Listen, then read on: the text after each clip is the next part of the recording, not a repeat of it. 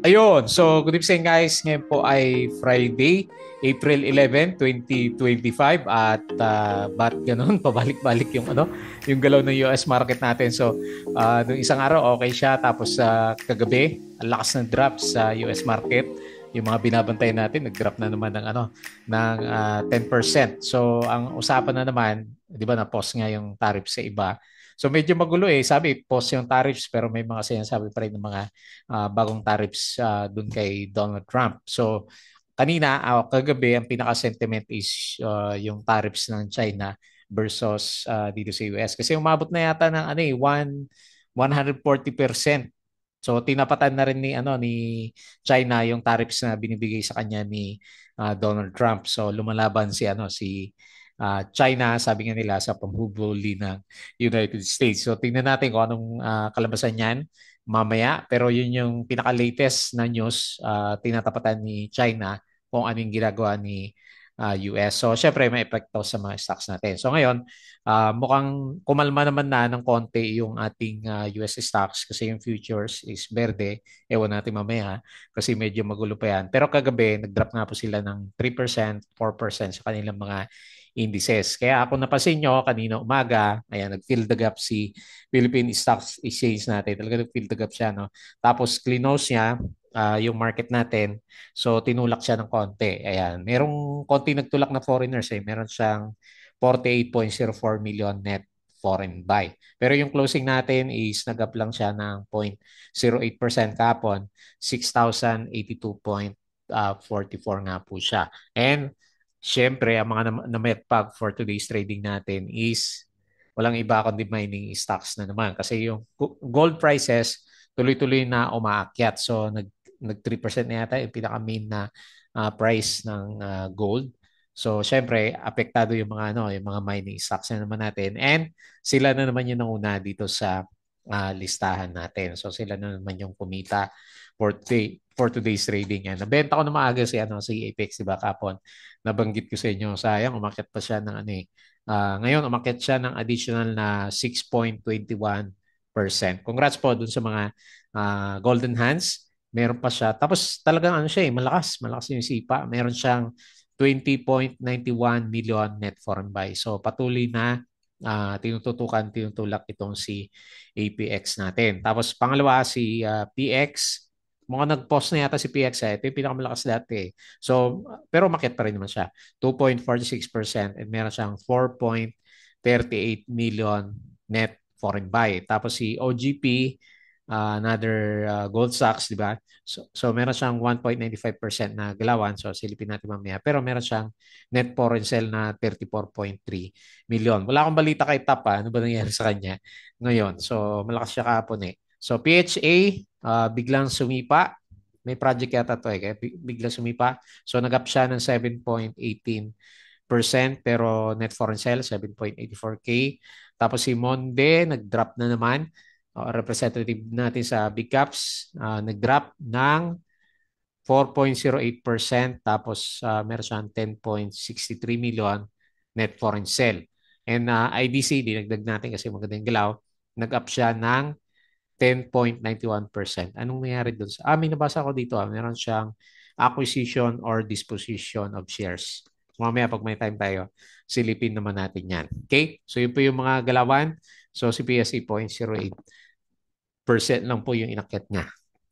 Okay. So yun po yung ating galaw for today.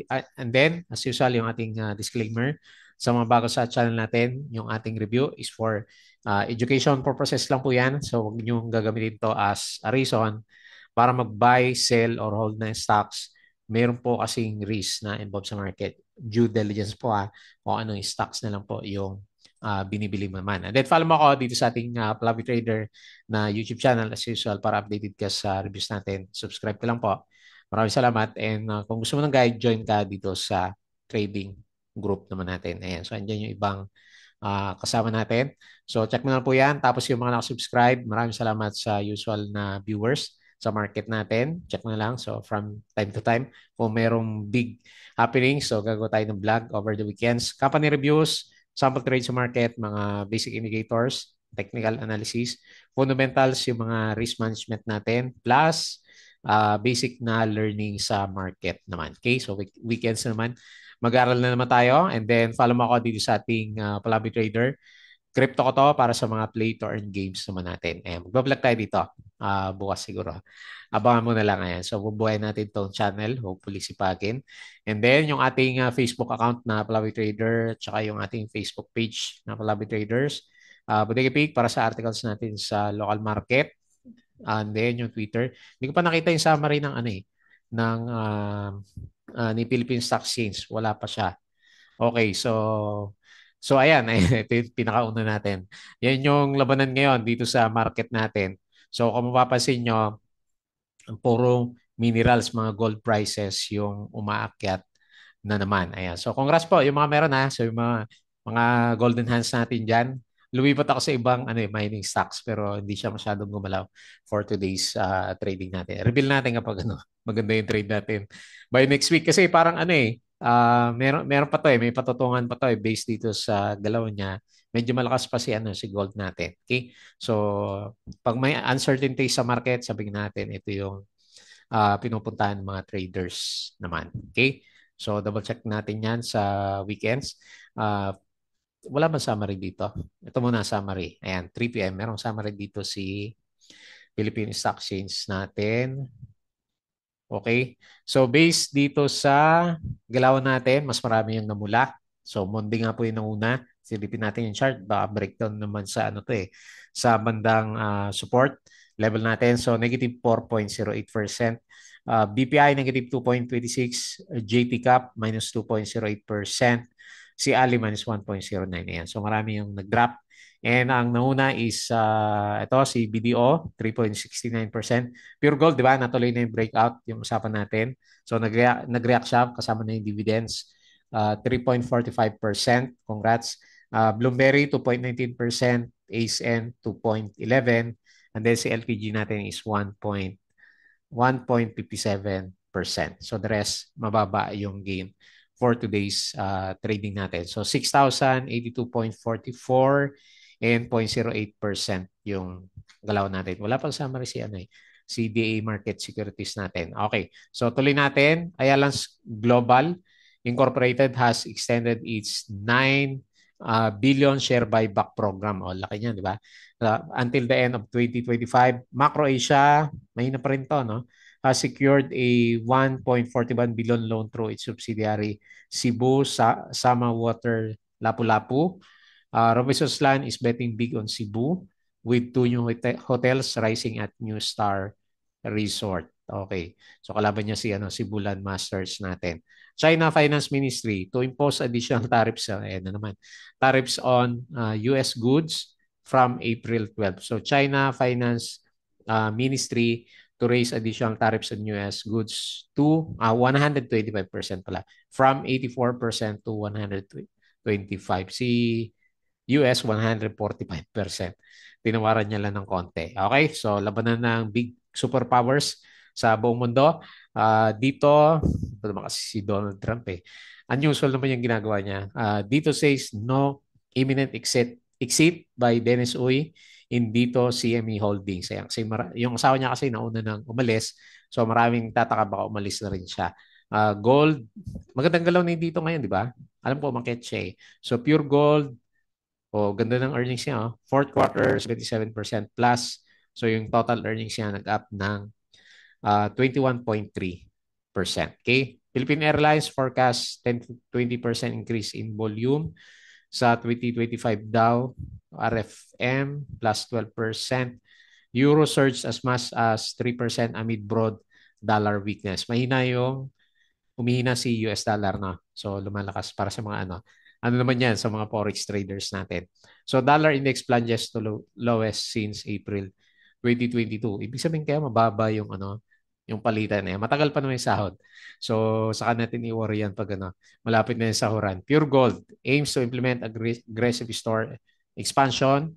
Yan, magdaming good news in strategy in 2025 gold kanina. So gumagalaw. Ayala Corporation, BYD Cars speech target expanded NEV market. So sales rose 8,900% year over year to 4,780 units ba? Maraming pambili sa ano yung mga taga Philippines natin. Okay. So ano pa yung mga balita? Napindot ko. Balik tayo. Lolo ko yata yung mouse ko ah. Okay, so asa na? Ayan, isa pa. So now, so to appeal NTC's denial of its provisional authority. Ayan. So good luck sa mga now holders. Aboitiz, Equity Ventures, Cebu Airport Unit partnered with Recondo and Associates to plan upgrades for MCIA. PAL, okay. Lumakas siya sa close. Oh. Kahapon to. Nag-up siya 4.89%. So kanina umaga, nagsiso pala yung market natin. No? Ayan, naalala ko na. So nagsiso siya, umaga pa lang. Nag-drop na tayo ng more than 1%. Sinundan natin yung galaw ng US market. O siguro nung medyo nag-subside na yung yung pessimism sa US market kasi yung futures okay na, nag-reverse tayo sa second half ng trading natin. Kanina, ang daming laglag eh. So, CNPF na naman pala yung nanguna kanina, no? Okay, si Monde. So, natuluyan si Monde natin sa closing. Asian peers fall, lead by Japan, Korea, and Australia.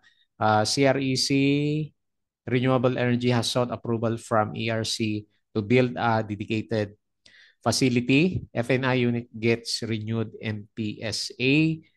Ano pa? Share buyback pa rin si Ali. Plus, kapon, nag-upsurge pero ngayon binawian siya. No? The company behind Bingo Plus is setting new standards for responsible gaming. BBT unit signed 25-year GPA with MCWD, pure gold. So, hindi naman siya yung gold natin pero umakyat. Approve a special dividend of 0.72 pesos per share. So, more than 3% na dividendo. Share buyback, Robinsons Retail Cebu, BSP is expected to reduce interest rates by 25 basis point. Nikkei falls over 5%. Pero bumawi din yata ito eh. Okay, tapos yung mga galawan kagabi, sa yung summary natin, si Intel CEO, marami daw business sa China. Kaya ini-scrutinize. Tapos US inflation rate down to 2.4%. So ito yung closing natin kagabi. Tama ba? Ayan o. So, hindi yata to kasi alam ko more than 4% si Nasdaq natin. Okay, so ilipin na lang natin mamaya dun sa global markets po natin. Okay, so patalasas ulit. Tama-tama yung ating Patreon channel, yung mga gusto ng guide sa trading po sa Philippine market. Sali lang po kayo dito. So, double check mo na lang po kung ano meron dito sa Patreon channel naman natin. Okay? So maraming salamat po dun sa nagsusupport sa atin din. Okay, so ano nangyari dito? Ayan, so nirefresh ko pala kanina. So set ulit natin. Ganoon pa rin, no? Hindi na yata maayos yan, ha?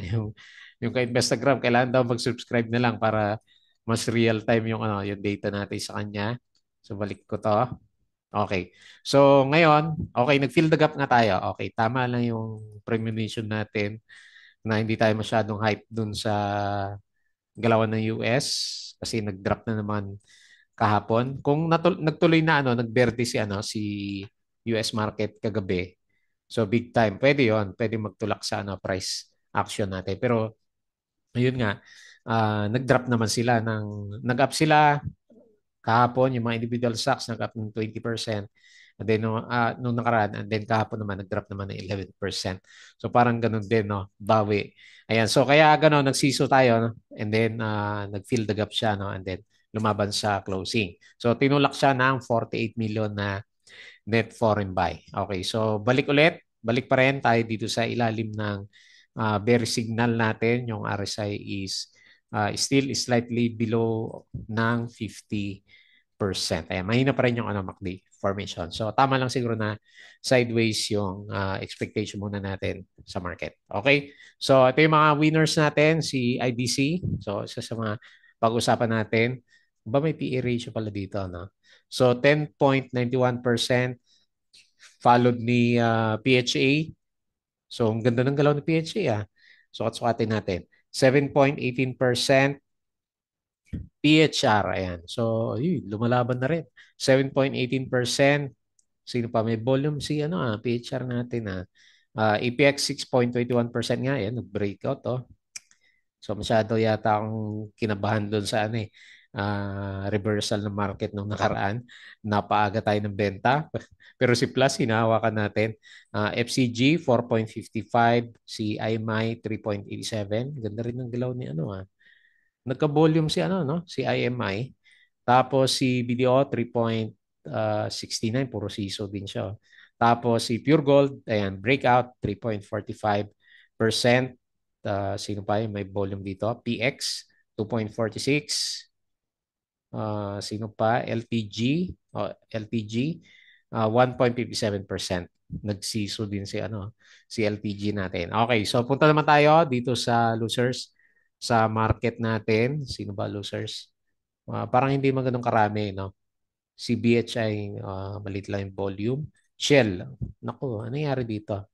Lalong lumagapak. Kaya, so, shake out muna siguro yan.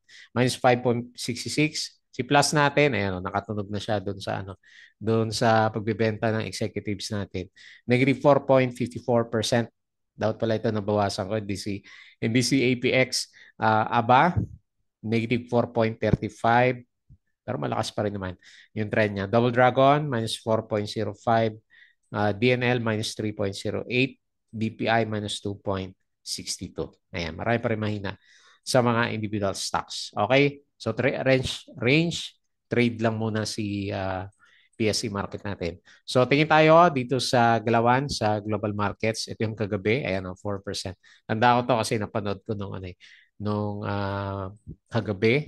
Ang laki ng drop ng mga individual stocks. So, si S&P 3.46 nag-drop kagabi to Si Dow Jones minus 2.5 and then si Nasdaq nag-drop ng 4.31%.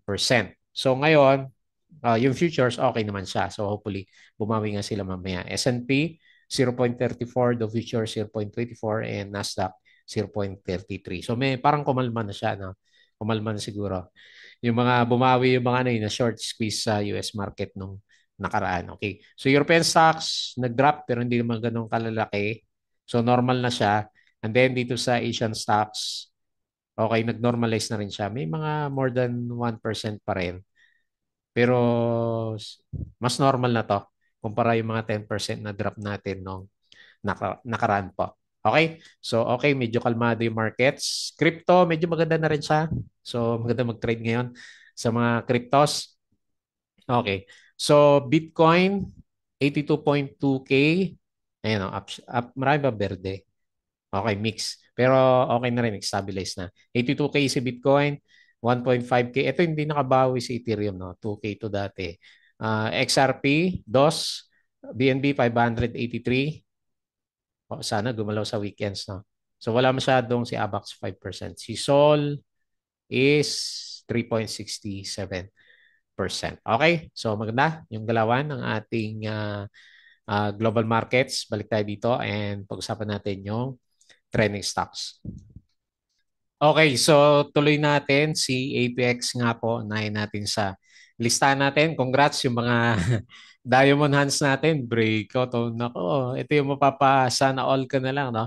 Sayang, nabitawan ko na. So, weak hands tayo para kay APX. Kasi mabot na rin kasi ako ng 25% sa kanya nung isang araw. So, sabi ko, okay na to. Medyo erratic yung market. So, anyway, nasundan kasi yung nagkaroon siya ng good news kahapon sa mga gold prices, 'di ba? Nag-start na siyang gumalaw. Kasi nung nagkaroon ng tariffs, yung gold prices bumagsak din siya eh. So, pero after nung pause, sinabi yung pause, nag-start na siyang gumalaw ulit and then ngayon additional na gumalaw ulit siya. So, yun yung pinaka naisip natin na wala namang ibang ng catalyst kasi puro mining stocks nga po yung gumalaw na mga stocks natin. Okay. So, mukhang hindi kaya ulit na sukat-sukat. Ibalik ko yung extended Fibonacci natin. Sukatin pa rin natin kahit wala na tayong hawak. At tayo na lang ako sa pullback. So, based dito sa galaw natin, no? O tama nga, no? Nag-support siya dito. So, ang next na resistance is 6.2. Ayan. Support ko na lang yung 5.8 and then yung RSI natin. Ano yung RSI? Yan. Overbought na siya ng konti. Pero alam natin sa mining stocks, minsan pag overbought, tumatagal yung rally ng stocks natin. So, lagay ko na muna, mataas na rin yan kapag umabot dyan sa 6.21. So, lahat ng indicators natin sa kanya is maganda. So paakyat to and then paakyat din yung yung ating MACD formation. So, okay yung RSI. So, 6.21% and ito lang yung gusto ko sa kanya na nakita ko kanina kaya nanginayang ako. So, meron siyang 20.91 million na net foreign buy. So, merong tulak kumbaga yung mining stocks natin. Okay? So, basahin natin yan ulit. Pag, most likely by Monday, pag-uusapan na naman yan si APX natin. Next, CPX kapatid lang to, no? APX-PX. So, base sa galaw, gap up si PX. Pero hindi rin ako magtataka kung next week, although medyo advance yung analysis natin sa kanya, next week, kung stable pa rin yung gold prices sa peak niya, kasi mataas ngayon, di ba? So, hindi rin ako magtataka na umakyat siya ng 7.5. Ayan. Congrats na lang po kung meron kayo. So, ang laki naman kasi ng shakeout niya last time. Lakas din ng shakeout niya ito. Ayan, no? 20%. So, siguro kahit sino naman mapapatipi niyan pag maliban na lang kung hindi ka nakatingin nung araw na yon, antay mo na lang na mag-rebound yung stocks natin. Okay, so ganyan din from 6.2 to 7.5. So, bumalik sa bullish side yung RSI level natin pero yung MACD nag-start pa lang na or hindi pa, no? Downtrend pa yung itsura ng MACD. Pero in-expect ko gagalaw din to eh. Sasabay din si PX natin. So meron din siyang tulak na 4.38 million and 2.46%. So 7 na ulit si PX po natin. Okay? Next, OGP, another mining stocks. Puro mining stocks na lang tayo. Ayaw na sa mga no? Ayaw sa property, ayaw sa ibang services, si ICT lang nakikita natin. So sa holdings, wala din tayo makita masyado. Si AC lang yung tanda ko, tsaka SM na gumalaw. Okay, so tama ba? Hindi, mali. Ang drawing ko sa kanya last time is uptrend. So tingin ko maapektuhan din to. Hopefully mataas pa rin yung gold. Pag-close niya for the weekends, 24/7 ba ang gold price yan. Hindi ako nagtitrade ng commodities. Hindi tayo marunong. So, ayan, ganyan pa rin yung tingin ko sa kanya. And ano ba earnings? O 13%, pwede na rin yan. Magandang catalyst para kay OGP natin. So, ganyan pa rin tingin natin sa kanya. Ha? Okay, so bullish ngayon kasi medyo pumitik ng konti, 1.95%. Pero ba't may net foreign sale na 34.3 million? Kinaya naman niya, no? So, next week natin mararamdaman kung may epekto yung 30 million na yan. Okay? So, next, PHA. Ang alam ko sa kanya, nakatalis niya yung meron siyang parang partnership. Hindi ko nabuksan, no? Tsaka si ano pala yun, yung si IDC may acquisition of shares. Pero ito alam ko may partner to na sinasabi niya eh. So, lagay ko dito, nakabalik na siya, oh. Galing. Oh, yun na yun. Pinag-usapan natin last time. Itong trading range na to, ano na siya, kumatok na siya. Tapos, gusto pa siyang itulak base, overbought na pala. Base dito pero sa volume, malakas siya, no? 1 million lang. Okay, wala kasing volume last time siguro. Kaya lalaki ng itsura ng mga bar natin dito, no? Lalaki ng bars. So akala mo ang laki ng volume pero 1.4 million lang naman. Kaya lang yung price action niya sobrang ganda naman. So 50% siya in 2 weeks, di ba? Panalo PHA holders natin, nakabalik pa siya dito sa previous peak. Ito siguro medyo malakas na resistance kasi nag-double top tayo dito last time. Ayan. So, tignan na lang natin sa for the coming few days kung i-break out niya to. Kailangan niya siguro na mas malaking volume para ma-break out to. Kasi marami rin din tong inipit dito sa area na to. Ayan. So, tignan natin. Pero dyan na lang muna. So, dito na lang muna sa point 0.22 yung resistance natin. So, in-expect ko is dyan natin makikita kung double top, twister stop, or gusto niya mag-breakout ulit by next week. Kailangan overbought na. Pwede pa siguro, no? Isang sipa pa, then pullback na siya. So, very bullish yung mga indicators natin. Hindi ko nakalimutan ko yung actual na news, pero parang may nabasa ako doon sa Instagrams tungkol kay PHA natin na catalyst. Ayan, double visit nyo na lang po. Okay? So, yun na lang muna. Tapos yung Monde, nag-drop ng 4%. Ano ba to? Hindi naman siya breakdown. Kaya laki naman, no? 4.08%. Nagsa-sideways si ano, sideways o descending? Descending triangle formation si ano, itong si Mondi po natin. So, ayan, tapos may foreigner pa. 10.63 million net foreign sale, 4.08%. Dividends, 2% lang siya. So, sideways muna yung itsura. Pakiramdam ko sideways. Hopefully, hindi tayo mag-breakdown sa 6.7 pa. And then lastly, si IDC. Silipin natin. Biglang sumipa ito eh. Nagkaroon siya ng breakout no, nung ano ba to? Tingnan natin yung 5-minute chart. Ginalaw to sa end of the day o okay, pinitik siya na okay sa first half pa lang pala. Pinagalaw na si IDC natin. So 1 million din yung ano niya oh. Alilit ng volume pero ang lakas na sipa no. So tingnan natin kung ano may gagalaw to by next week. 10.91% at wala tayong foreigners kay IDC. Ayan. So saan ko ba ilalagay resistance? Meron siya resistance dito eh. 1.2. So tingnan na lang natin kung maka-breakout to. Kailangan niya siguro din kagaya ng tingin natin kay ano sino ba yan? Si PHA. Kailangan niya ng mga 3-4 million no, para mag-breakout dito sa ano, ah, dito sa MA 100 natin. Okay? So, nag-bullish yung mga indicators yan. Sumipa yung RSI at saka yung MACD formation naman. Ayan. So, balik tayo dito. So, mas okay na yan. Kahit pa paano, hindi tayo nag 4% na drop kagaya ng galawan sa US market at nag-close the gap lang siya tapos bumalik din and merong kapingot na net foreign buy dito sa market natin. So subaybayan ulit natin yung galaw ng US stocks kasi parang sinusundan na lang natin yung ano yung galaw niya kahit anong balita sa Philippine stocks hindi niya masyadong pinapansin. Ayan, China versus US ang abangan natin for the weekends. Okay, so yun na lang muna bago tayo close. Please don't forget to subscribe dito sa ating Blobby Trader. Join ka sa group guys. Crypto ko to, Facebook account, Facebook page. Podikipik, Twitter, and Patreon sa mga ng guide. Sali lang po kayo dito. Okay, so yun lang. Maraming salamat. Happy weekends po.